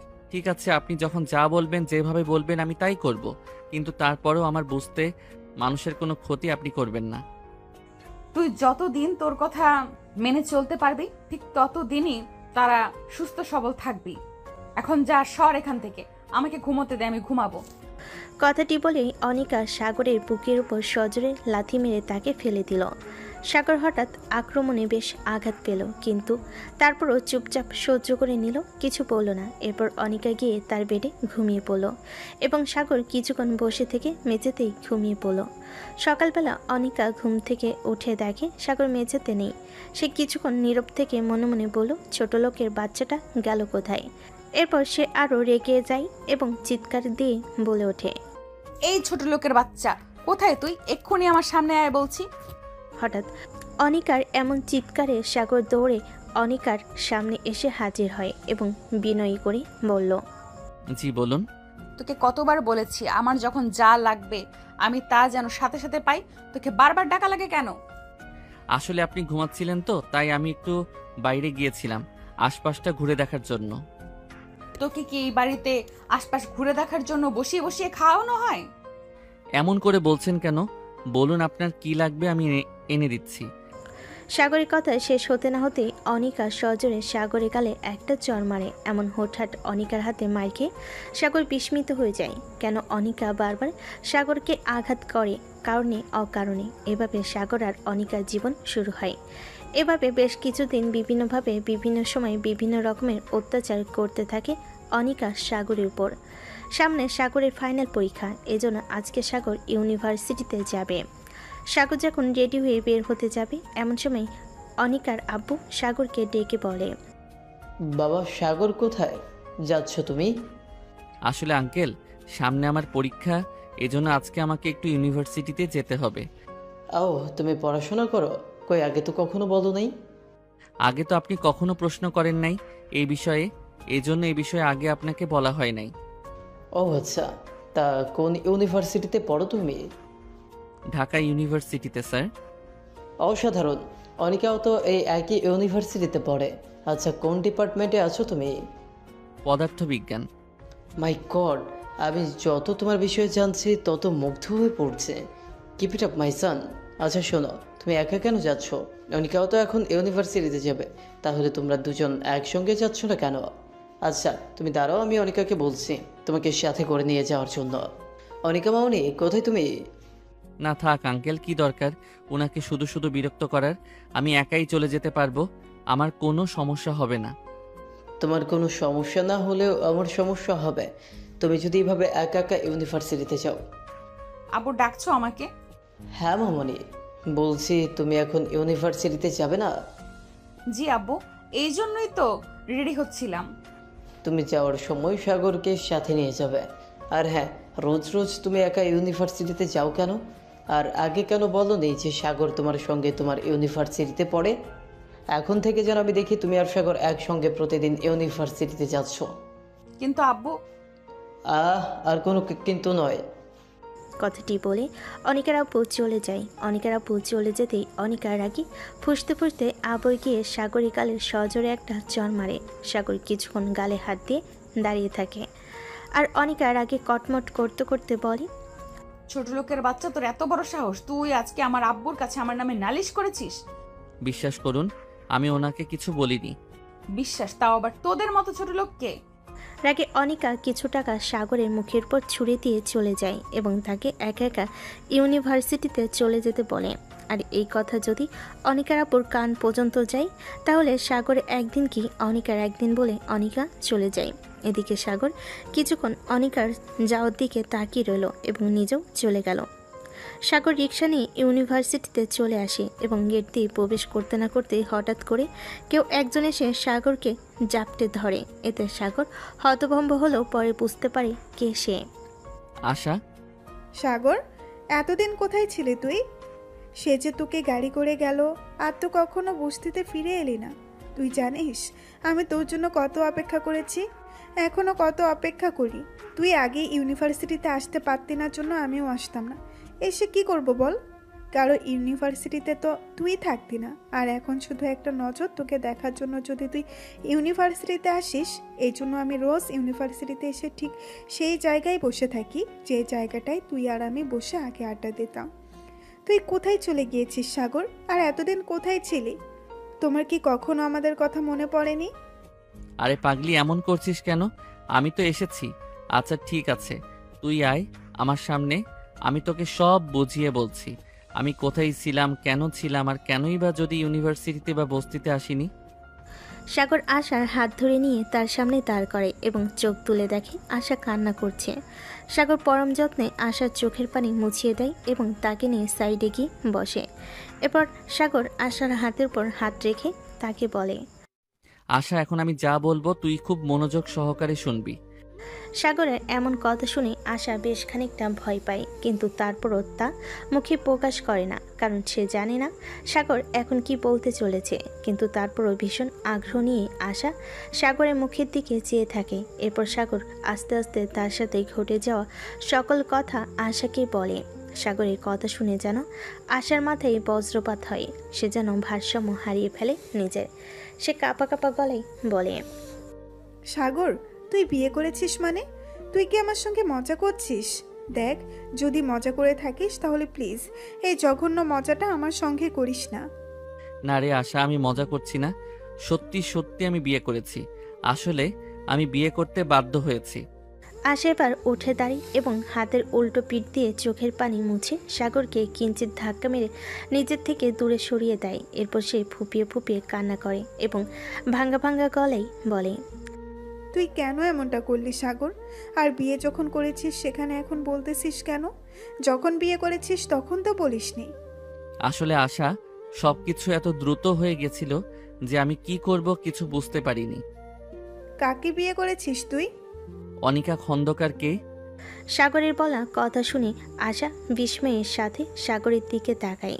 আশার তাকানো দেখে সাগর বুঝতে পারে আশা মনে মনে কী ভাবছে এবং সে এবার আশাকে সব কিছু শুরু থেকে শেষ পর্যন্ত বুঝিয়ে বলে। সাগরের সমস্ত কথা শুনে আশা বুঝতে পারে যে সাগর পরিস্থিতির শিকার। এরপর সে তার কান্নাটা কমিয়ে সাগরের পাশে গিয়ে বসে এবং সাগরের হাত নিজের হাতের মুঠোয় নিয়ে সাগরের দিকে তাকায় এবং অপর হাত দিয়ে সাগরের মাথায় হালকা হাত বুলিয়ে দেয়। আর এই দৃশ্য দূর থেকে একজন দেখে যেন গরম তেলে দেওয়া মাছের মতো ফুটতে থাকে। আশা সাগরকে আশ্বস্ত করে বলে, তোর জীবনটা তো তাহলে শেষ হয়ে যাবে সাগর। তুই কিভাবে সারা জীবন কাটাবি ওই মেয়ের সঙ্গে? ওই মেয়েটা তো তোকে ধ্বংস করে দিবে। আমি নিজের ধ্বংসের পরোয়া করি না আশা, কিন্তু আমি যদি তাদের কথা না মানি তাহলে তারা তোদের উপর অত্যাচার করবে। তাই বলে আমাদের জন্য তুই এভাবে নিজের জীবনটা ধ্বংস করে দিবি? আর কাদের জন্য তুই নিজের জীবনটা এভাবে বাজি রেখেছিস? ওসব মানুষের জন্য যারা তুই গাড়ি করে চলে আসার পর তোকে নিয়ে সমালোচনার আসর বসিয়েছিল। তারা যেমনই হোক আর যাই করুক, তাদের করুণা তো আমি এটা ভুলতে পারবো না কখনো। যে যখন আমার পেটে অন্ন ছিল না, আমার মাথার উপরে ছিল না ছাদ, তখন তারা আমাকে আশ্রয় দিয়েছিল, আমার মুখে খাবার তুলে দিয়েছিল। আর কোনো কিন্তু নাই। চলো যাই, আমরা ক্লাসে যাই। সাগর আর আশা নিজেদের ক্লাসের দিকে চলে যায়। এদিকে এতক্ষণ ধরে অপর পাশের বিল্ডিং থেকে অনিকা সব কিছু পর্যবেক্ষণ করছিল। কেন যেন অনিকার সাগর আর আশার ঢলাঢলিটা পছন্দ হলো না। তাই অনিকা নিজেও ওখানে আর বেশিক্ষণ দাঁড়িয়ে না থেকে তার ক্লাসের দিকে চলে যায়। খুব ভালোভাবে সকলে তাদের ক্লাস শেষ করে। এরপর অনিকা আর তার ফ্রেন্ডরা মিলে ক্যান্টিনের দিকে যায়। অনিকা এবং তার ফ্রেন্ডরা মিলে আড্ডা দিচ্ছিল। এমন সময় সাগর এবং আশা ক্যান্টিনে প্রবেশ করে। অনিকা সাগর এবং আশাকে ক্যান্টিনে প্রবেশ করতে দেখে তার মিলিয়ে যাওয়া রাগটা আবার মাথা চাড়া দিয়ে ওঠে এবং সে কোনো কিছু না ভেবে সাগরকে ডাক দেয়। হে ইউ, এদিকে আয়। অনিকার ডাক অনুসরণ করে সাগর এবং আশা দুজনই অনিকার দিকে লক্ষ্য করে। দেখে অনিকার হাতের আঙ্গুলের ইশারায় সাগরকে নিজের কাছে ডাকছে। তাই সাগরও আর কোনো কিছু না ভেবে অনিকার দিকে অগ্রসর হয়। সাগর যখন অনিকার পাশে গিয়ে মাথা নিচু করে দাঁড়ায়, তখন অনিকা 500 টাকার একটা নোট বের করে সাগরের হাতে দেয় এবং বলে, আমার জন্য এবং আমার ফ্রেন্ডের জন্য কফি নিয়ে এসো এবং সকলের জন্য স্যান্ডউইচ নিয়ে আসবে। এরপর যদি কিছু টাকা বাকি থাকে সেটা তোমার টিপস। তুমি তোমার সেই পাতি গার্লফ্রেন্ডের সঙ্গে এনজয় করতে পারো। ঠিক আছে ম্যাম। সাগরের এরকম নীরবতা এবং কোনো কাজে অনিকার সাথে তর্ক না করা বিষয়টা কেমন যেন অনিকার কাছে আজব লাগে।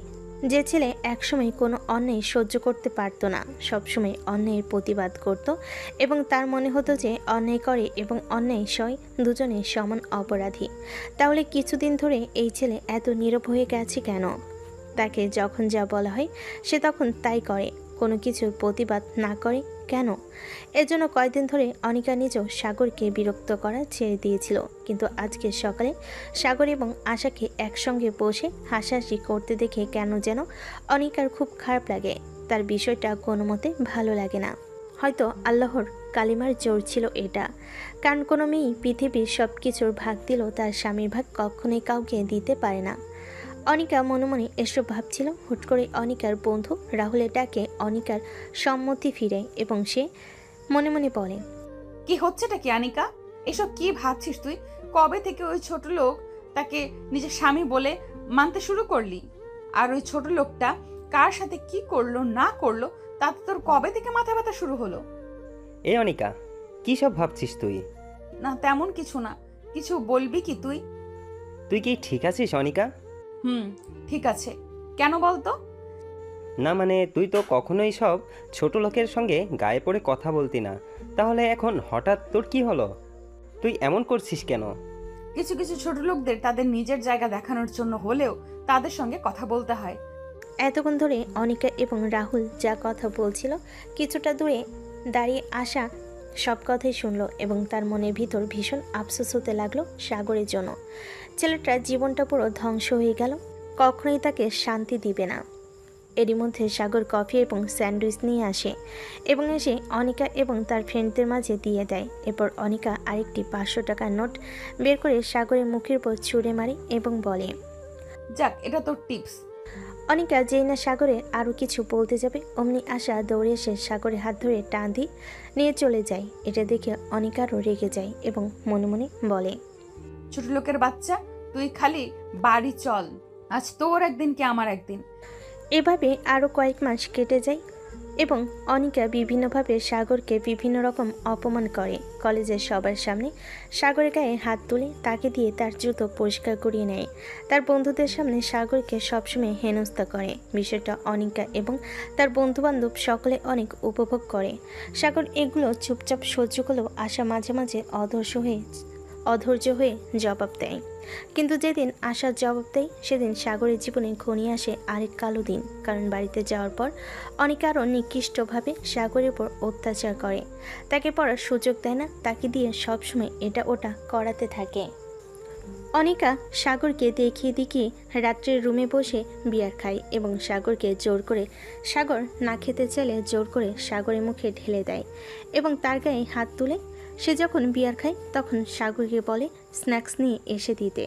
সাগর কিছু বললে সাগরকে চড় মারে। এত কিছুর পরও কোনোভাবেই সে সাগরকে দমিয়ে রাখতে পারেনি।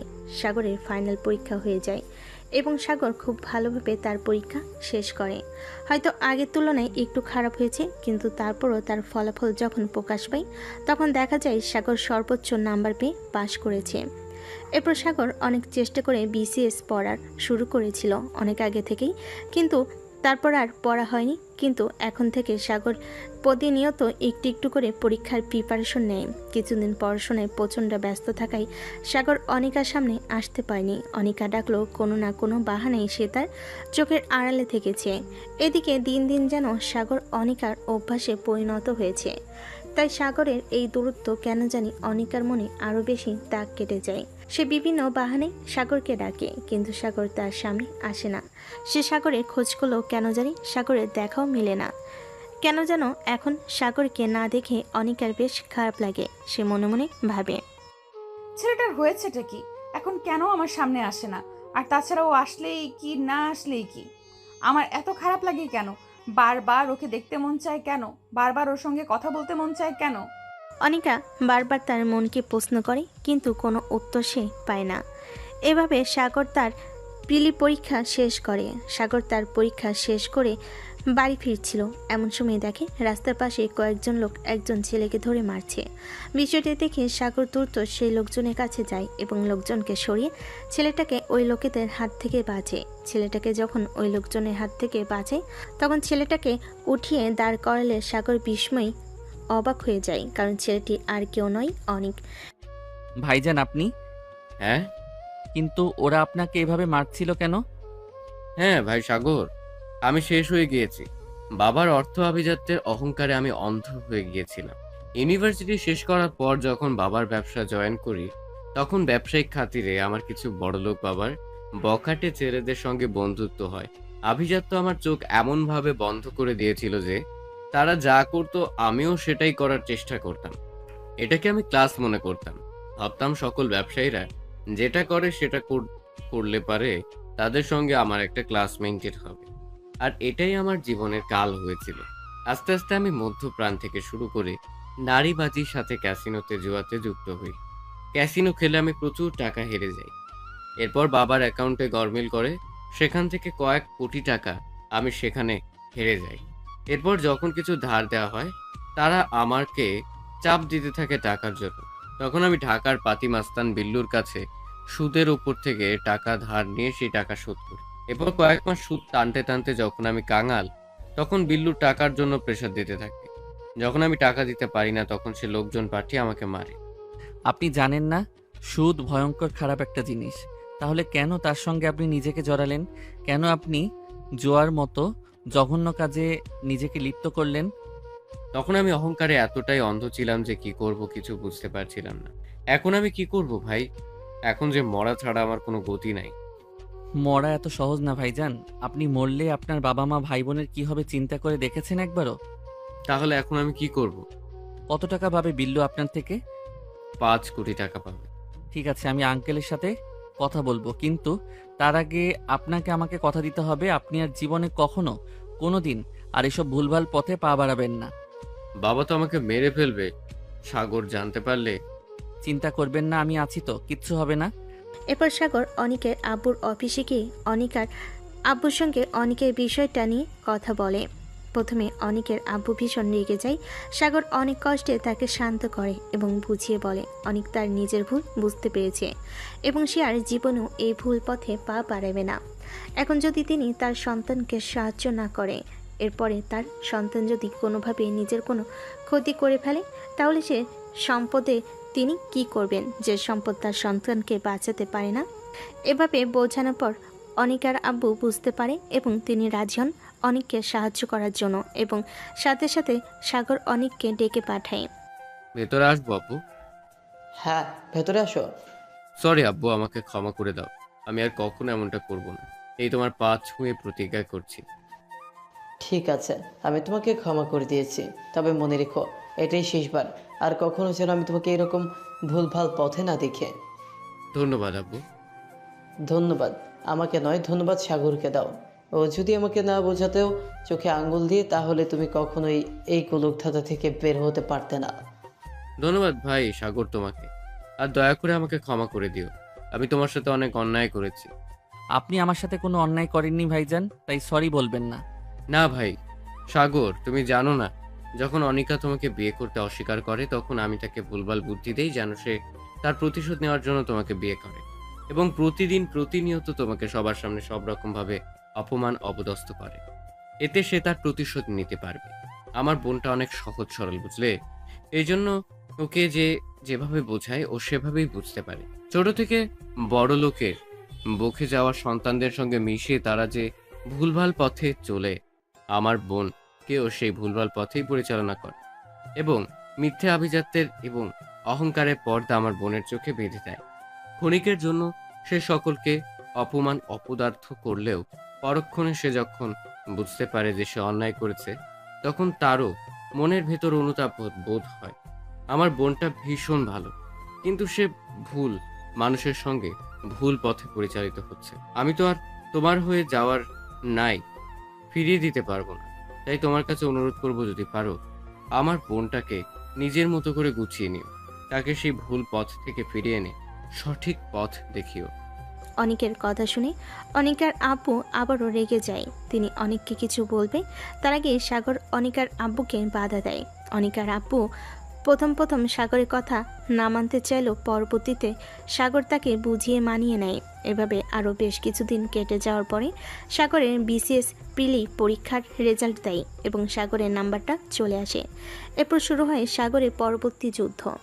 সাগর লিখিত পরীক্ষার জন্য প্রস্তুতি গ্রহণ করতে থাকে। এর মধ্যে অনিকা অনেকবার সাগরকে অপমান করেছে, কিন্তু তারপর সাগর কিচ্ছু বলেনি, চুপচাপ সেখান থেকে চলে এসেছে।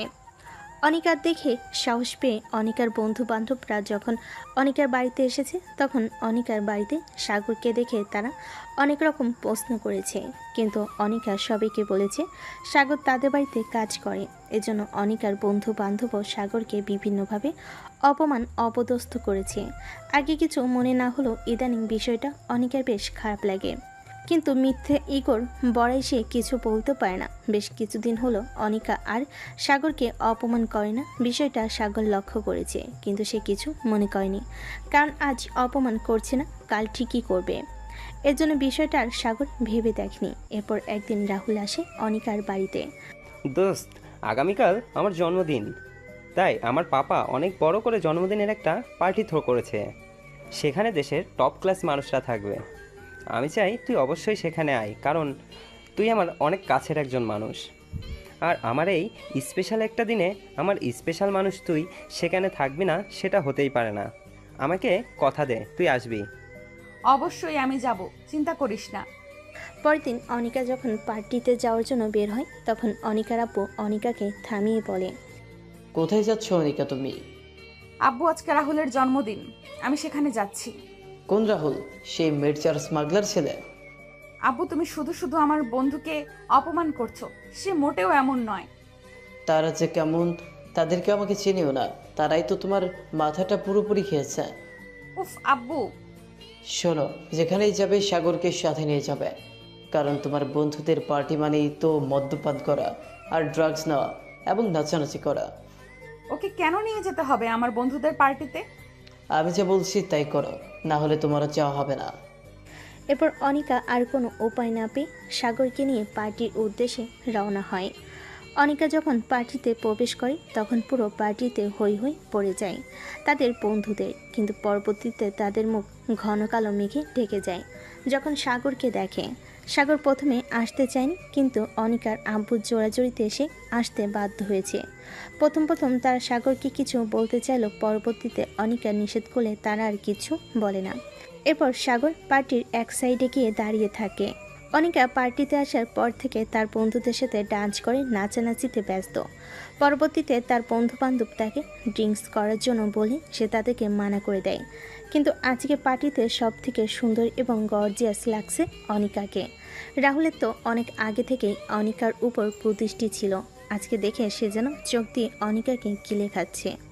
বিষয়টা অনিকা বুঝতে পারে না, কিন্তু সাগর যখন লক্ষ্য করে তখন তার নজর আটকায়।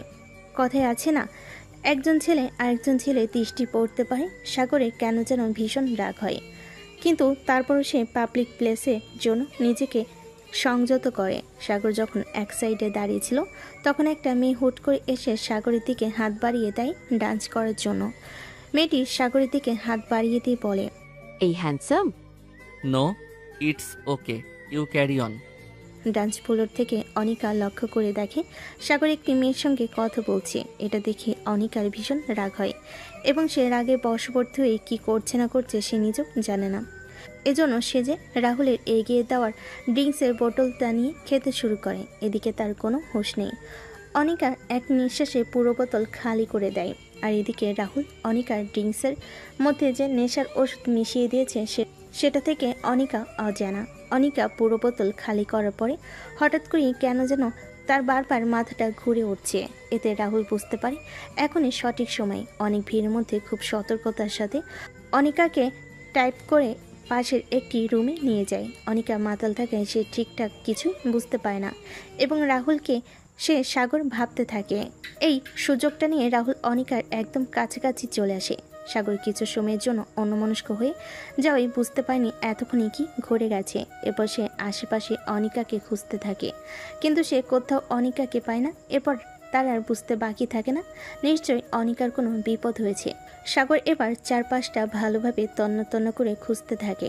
যখন সে পায় না তখন আশেপাশের লোকজনকে জিজ্ঞেস করতে থাকে, কিন্তু কোথাও থেকে কোনো উত্তর না পেয়ে সে খুঁজতে খুঁজতে সেই রুমের দিকে চলে যায়। সেই রুমে প্রবেশ করে দেখে রাহুল অনিকার একদম কাছে চলে এসেছে, যে না অনিকাকে স্পর্শ করতে যাবে।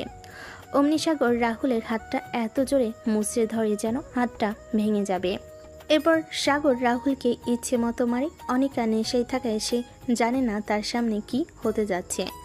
সাগর রাহুলকে মেরে সেখানে আদমরা করে ফেলে রেখে এসে অনিকাকে নিয়ে বাসায় ফিরে। অনিকাকে সাগর বাসায় নিয়ে এসে অনিকার রুমে নিয়ে আসে। সাগর অনিকাকে অনিকার রুমে নিয়ে এসে শুয়ে রেখে যেই না বাইরে যেতে যাবে অমনি অনিকা সাগরের হাত ধরে ফেলে। এরপর সাগরকে হুট করে এক টান দিয়ে নিজের উপর ফেলে দিয়ে মিনমিন করে বলতে থাকে, আমাকে রেখে যেও না পাজে ছেলে। তুমি কেন বোঝো না? তুমি অন্য মেয়ের সঙ্গে কথা বললে আমার সহ্য হয় না। প্লিজ আমাকে একা রেখে যেও না, আমি ভীষণ একা, বিশ্বাস করো আমার কেউ নেই। তুমিও যদি আমাকে একা রেখে চলে যাও তাহলে যে আমি মরে যাবো বাজে ছেলে। অনিকা প্লিজ, তুমি নেশার মধ্যে আছো তাই কি বলছো জানো না।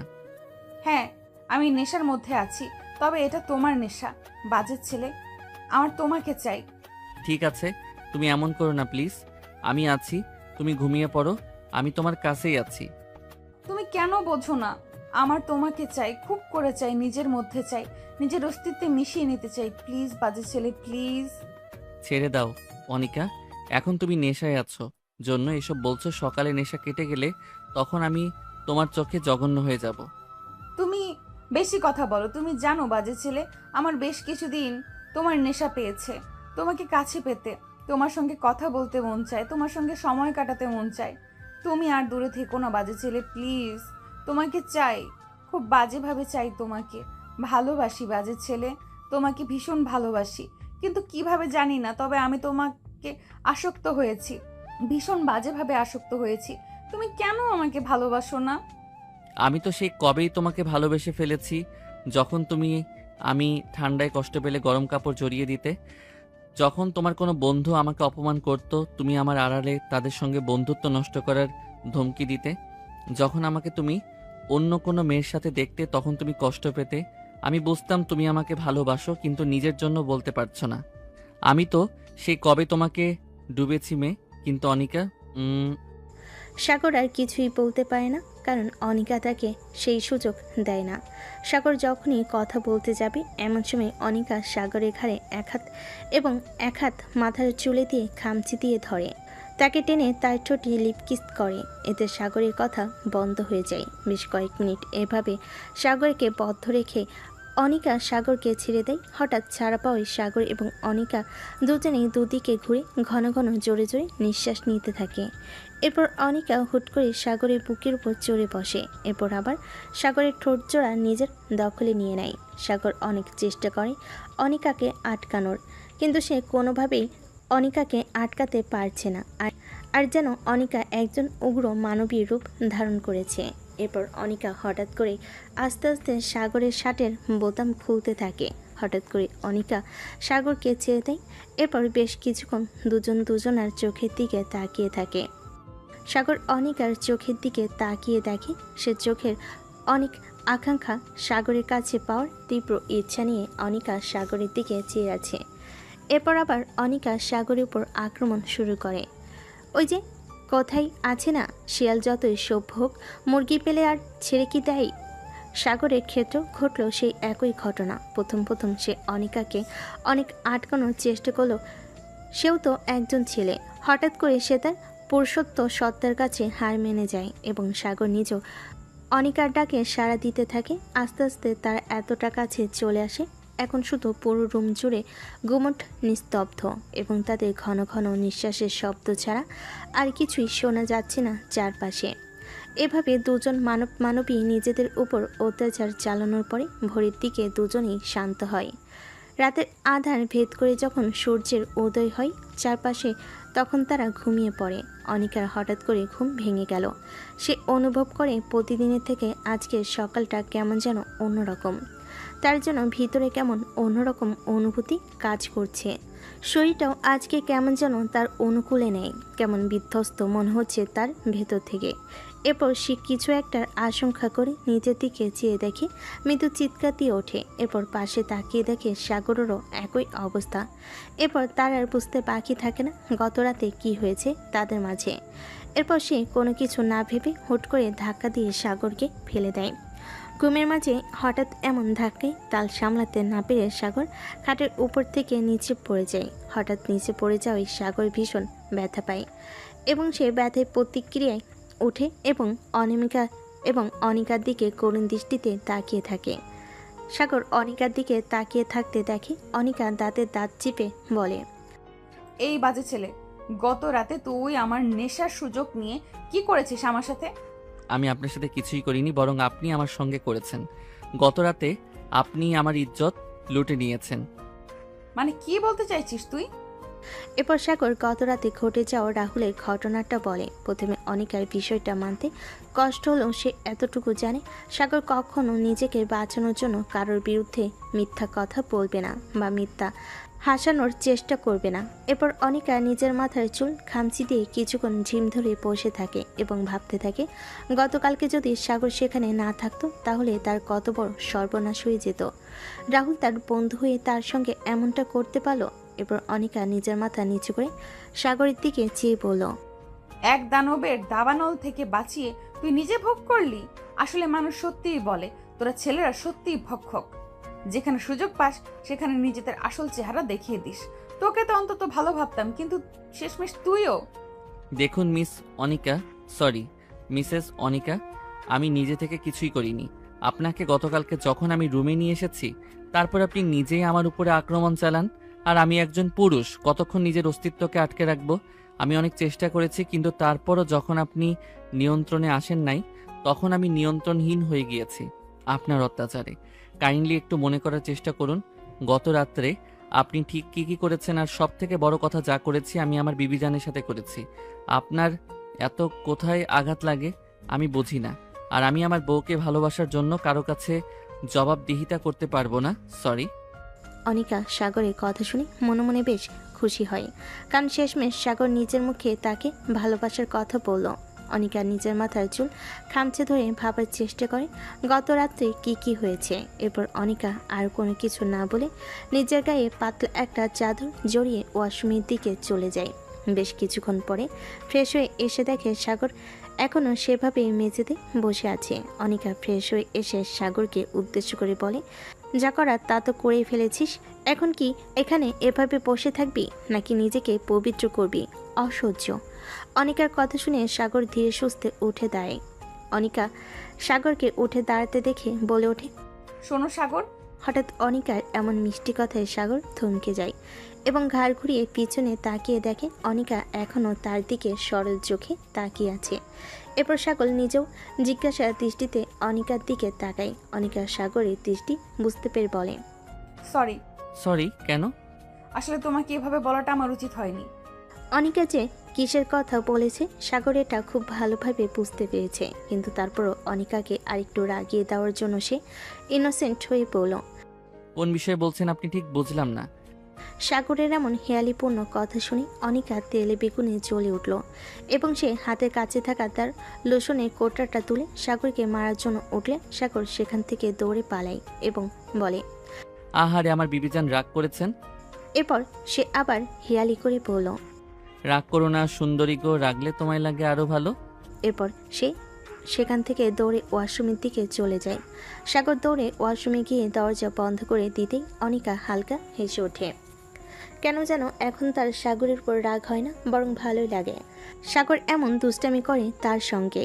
এরপর সে মনে মনে বলতে থাকে, এ কি জাদু করলে পচা ছেলে, এখন যে তোমাকে ভীষণ ভালোবাসতে ইচ্ছে করে। কবে হয়েছে, কেন হয়েছে, কিভাবে হয়েছে আমি জানি না, তবে এটা হয়েছে, আমি তোমাকে ভালোবাসি পচা ছেলে, ভীষণ ভালোবাসি। আমাকে কখনো ছেড়ে যেও না, তাহলে কিন্তু আমি আর বাঁচবো না। আজকে সাগরের বিসিএস পরীক্ষার রেজাল্ট দিয়েছে এবং তার রোল নাম্বার মেধা তালিকার প্রথম সারিতে রয়েছে। এই খবরটা পাওয়া মাত্রই আশা দ্রুত এই খবরটা সাগরকে পৌঁছে দিতে অনিকাদের বাড়িতে আসে। আশা ড্রয়িং রুমে বসে সাগরের জন্য অপেক্ষা করছিল। এমন সময় পিছন ফিরে তাকিয়ে দেখে অনিকা আর সাগর নিচে নামছে। সাগর আর অনিকাকে দেখে মনে হচ্ছে না তাদের জোর করে বিয়ে হয়েছে, তারা একদম স্বাভাবিক দম্পতির মতোই নিচে আসছে। আজকে সাগর আর অনিকাকে কেমন যেন অন্যরকম লাগছে, তাদের দেখে মোটো স্বাভাবিক মনে হচ্ছে না। এদিকে অনিকা হঠাৎ তাদের বাড়িতে আশাকে দেখে বিরক্ত হয় এবং মনে মনে বলে, এই মেয়েটা আবার কেন এসেছে এখানে? সব সময় তো আমার বরটার সাথে চিপকে থাকে। অনিকা মনে মনে এসব ভাবছিল আর পাশ কাটিয়ে ডাইনিংয়ে গিয়ে গ্লাসে পানি ঢেলে খাচ্ছিল। সাগর গিয়ে আশার সামনে দাঁড়ায় এবং আশাকে বলে, কিরে আশা তুই এখানে? কেন? আমাদের এখানে আসা বারণ নাকি? না ঠিক তেমনটা না। আচ্ছা বাদ দিয়ে বল কখন এসেছিস? অনেকক্ষণ। তা বস্তির সবাই কেমন আছে? তা তুই তো আর সাধারণ কেউ রইলি না রে সাগর। মানে? তুই তো এখন ম্যাজিস্ট্রেট সাগর হয়ে গেলি। কি বলছিসটা কি তুই? আমি একদম ঠিক বলছি। আজকে তোর বিসিএস এর রেজাল্ট দিয়েছে এবং তুই প্রশাসন ক্যাডারে সুপারিশ প্রাপ্ত হয়েছিস। সাগর আশার কথা শুনে কয়েক সেকেন্ড থ মেরে বসে রইল, কারণ তার নিজের কানকে নিজে বিশ্বাস করতে পারছে না। এদিকে অনিকা পানি খাচ্ছিল, তার হাত থেকে পানি গ্লাস মেঝেতে পড়ে ভেঙে যায়। এরপর সে অবাক চোখে সাগরের দিকে তাকায়। সাগরের গ্লাস ভাঙ্গা শব্দে অনিকার দিকে তাকায় এবং তাদের চোখাচোখি হয়। এরপর অনিকা কিছুক্ষণ ধ মেরে দাঁড়িয়ে থেকে হুট করে এসে সকলের সামনে সাগরকে জড়িয়ে ধরে এবং অভিনন্দন জানায়। আজ সাগরের কোনো তিক্ততা নাই, তারই সাফল্যের দিনে সে তার অর্ধাঙ্গিনীকে জড়িয়ে নিয়ে ধন্যবাদ জানায়। এরপর অনিকা সাগরকে ছেড়ে আসতেই ধন্যবাদ জানানোর জন্য আশার সামনে আসাতেই আশা লক্ষ্য করে দেখে অনিকার আর ঘাড়ের কাছে কালচে কিছু ল্যাব বাইটের দাগ। এরপর আর সূক্ষ্ম মস্তিষ্কে যা ভাবার যা যা বোঝার বুঝে নেয়। এই দৃশ্য দেখে হঠাৎ করে কেমন যেন আশার বুক কেঁপে ওঠে। সে আর বেশিক্ষণ সেখানে না দাঁড়িয়ে সাগরের থেকে বিদায় নিয়ে চলে আসে এবং অনিকাদের বাড়ি থেকে বের হয়ে মনে মনে ভাবে, হায় রে ভালোবাসা, এ তোর কেমন খেলা? কাউকে পূর্ণ করিস তুই সব কিছু দিয়ে, কাউকে করিস ফকির। সব কিছু নিয়ে সাগর যদি আমার কপালে নাই থাকে, তাহলে কেন তার জন্য মায়া বাড়িয়েছিলে মনে বিধি? কেনই তাকে নিয়ে স্বপ্ন দেখিয়েছিলে বিধি? প্রকৃতি আমার সাথে এত নিষ্ঠুরতা কেন করলো? তবে কি সব দোষ আমারই ছিল? তবে ভালোবাসার মানুষটা যেখানেই থাক, সব সময় রাজার মতোই থাক তার ভালোবাসাটা, তো পূর্ণতা পাক। আমি না হয় শূন্য হাতেই ঘুরবো, কিন্তু বিধি তুমি সবসময় তাকে পূর্ণ রেখো। কথাটি ভাবতে না ভাবতে আশার চোখ বেয়ে কয়েক ফোঁটা ননজল গড়িয়ে পড়ে এবং সে হাতের উল্টো পিঠ দিয়ে সেটা মুছে আরেকবার ঘাড় ঘুরিয়ে অনিকাদের বাড়ির দিকে তাকিয়ে আরেকবার আকাশের দিকে দাঁড়িয়ে খোলা আকাশের দিকে তাকিয়ে দীর্ঘ একটা শ্বাস ফেলে সে তার বস্তির দিকে ফিরে যায়। সেদিন সারাদিন খন্দকার বাড়িতে একটা ছোটোখাটো অনুষ্ঠানের মতো দিন কাটলো। অনিকা নিজের হাতে সাগরের পছন্দ মতো রান্না করেছিল, যদিও সে রান্না পারে না, তারপরও চেষ্টা করেছিল। রাতে অনিকা যখন ঘরে এসে দেখে সাগর কোথাও নেই, এরপর সে চারপাশে সাগরকে খুঁজতে থাকে। হঠাৎ করে কান্নার শব্দ তার কানে আসতেই সে শব্দ অনুসরণ করে সামনে অগ্রসর হতে থাকে। অনিকা সামনে বেলকনিতে গিয়ে দেখে সাগর বেলকনির রেলিং ধরে আকাশের দিকে তাকিয়ে কান্না করছে। হঠাৎ সাগরকে এমন কান্না করতে দেখে কেমন যেন অনিকার বুক কেঁপে ওঠে। সে কাঁপা কাঁপা পায়ে সাগরের কাছে এগিয়ে যায় এবং পেছন থেকে সাগরের কাঁধে স্পর্শ করল। নিজের কাঁধে কারোর স্পর্শ অনুভব করে সাগরের কোনো হেলদোল পাওয়া গেল না, কারণ সে জানে কে এসেছে। এরপর সাগর আকাশের দিকে তাকিয়ে অনিকাকে উদ্দেশ্য করে বলল, আমার জীবনটা কেন এত অন্ধকার বলতে পারবে অনিকা? আজকে আমার জীবনে এত সুখের একটা দিনে বাবা মা পাশে নেই, তারা যদি আমার পাশে থাকতো তাহলে কি খুব বেশি ক্ষতি হতো? সাগরের কথা শুনে অনিকা নিজের ভেতরে ভেতরে দুর্বল হয়ে পড়ে। এই ছেলেটা নিজের মধ্যে এত কষ্ট লুকিয়ে কিভাবে টিকে আছে, আর এই ছেলেকে কিনা সে এতদিন এত কষ্ট দিয়ে এসেছে। বসে কাঁপা কাঁপা গলায় বলল, কষ্ট পেও না সাগর, আমি তো আছি তোমার পাশে, তোমার আপনজন, নিজের মানুষ। সাগর পিছু ফিরে এবার অনিকাকে শক্ত করে জড়িয়ে ধরে, যেন অনিকা তার একমাত্র সম্বল। তাকে ছেড়ে দিলে সে হয়তো হারিয়ে যাবে। এরপর সে কিছুক্ষণ অনিকাকে জড়িয়ে ধরে অনিকার ঘাড়ে মুখ গুজে দেয়। এরপর অনিকার গলায় হালকা করে নাক ঘষতে লাগে। সাগরের হঠাৎ এমন ব্যবহারে অনিকা অপ্রস্তুত হয়ে পড়ে এবং বারবার কেঁপে ওঠে। সাগর অনিকাকে হঠাৎ এমন কেঁপে উঠতে দেখে কপাল কুঁচকে কিছুক্ষণ অনিকার দিকে তাকায় এবং ঘোর লাগা নেশে ভরা গলায় বলে, বিবি জান, হুম, আজ তোমার কাছ থেকে কিছু চাইবো, দিবে তুমি? যদি তা দেওয়ার সান্নিধ্য আমার থাকে তবে নিশ্চয়ই দেব। বলো কি চাও তুমি? আমি যা চাইবো সেটা দেওয়ার সান্নিধ্য কেবলমাত্র এই দুনিয়াতে একমাত্র তোমারই আছে। কি চাই তোমার? আমার একজন নিজের মানুষ চাই, আপনজন চাই। আছি তো তোমার কাছে। তোমাকে তো চাই, সাথে তোমার মাঝে নিজের অস্তিত্বকে চাই। দিবে আমাকে নিজের মাঝে বিলীন হতে, ধারণ করবে নিজের মাঝে আমার অস্তিত্বকে। দিবে আমাকে একজন নিজের মানুষ, আপন মানুষ। আমিও দুনিয়াকে বলতে চাই আমারও আপন মানুষ আছে। অনিকা কিছুক্ষণ সাগরের মুখের দিকে চেয়ে থেকে এরপর হুট করে সাগরকে জড়িয়ে ধরে সাগরের বুকে মুখ লুকায় এবং এতে সাগর বুঝে যায় তার উত্তরটা। এরপর সাগর হুট করে অনিকাকে নিজের কোলে তুলে নিয়ে রুমের দিকে অগ্রসর হয় এবং আবার তারা তাদের আপন মানুষের খোঁজে নিজেদের অস্তিত্বের সন্ধান চালায়।